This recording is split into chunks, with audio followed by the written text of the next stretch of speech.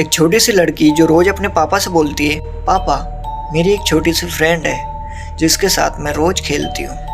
लेकिन उसके पापा उसकी ये बात को बहुत ही मजाक में डाल देते हैं। लेकिन कुछ दिनों बाद जब पापा ऑफिस से आने में थोड़ा लेट हो जाते हैं, करीब रात के 9:30 बजे का टाइम होगा, तब वो देखते हैं कि उसकी बच्ची हंस रही है और किसी से बातें कर रही है।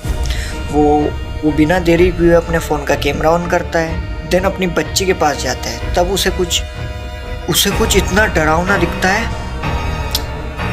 वीडियो देखो आप, मैंने वो रियल वीडियो आपके लिए ला के रखी है, वीडियो देखो।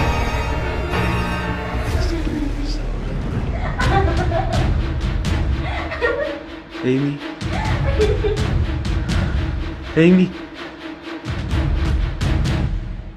Ay, Diosito. Amy. Amy.